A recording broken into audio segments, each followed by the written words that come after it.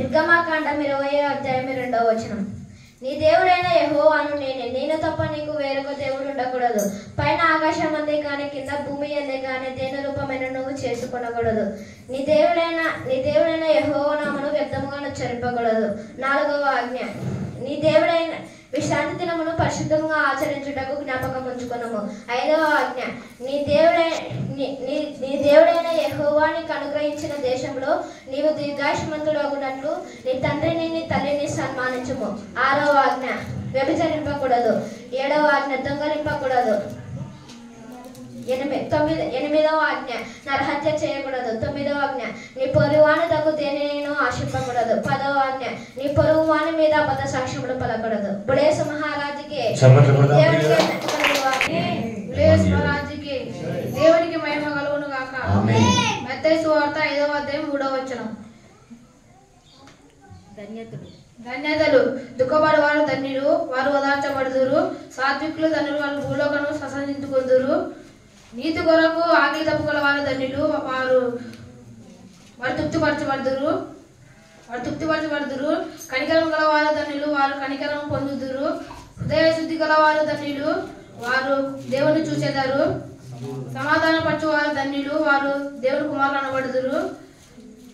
నీతి నిమిత్తము హింసింపబడేవారు ధన్యులు, వారు పరలోక రాజ్యం వారిది. దేవునికి మహిమ కలుగును గాక. కీర్తనల గ్రంథం 91వ అధ్యాయం 1 నుంచి 16 వచనాలు.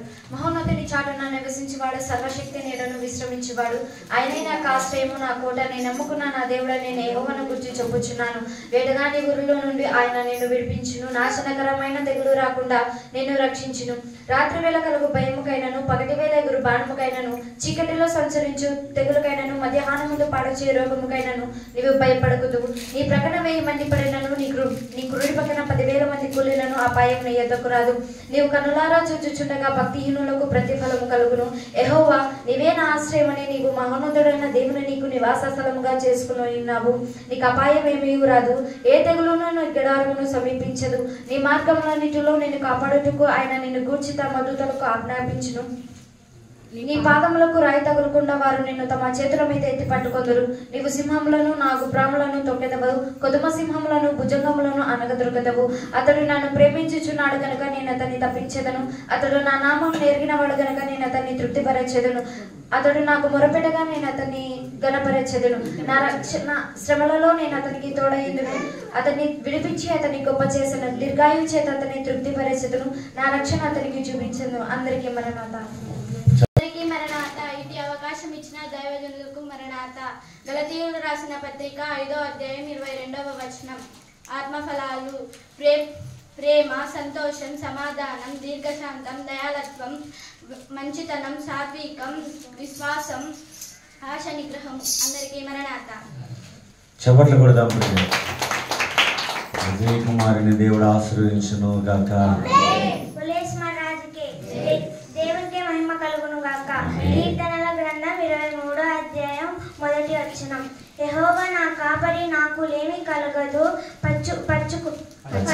పచ్చిక గల చోట్ల నన్ను ఆయన పరుండ చేయును.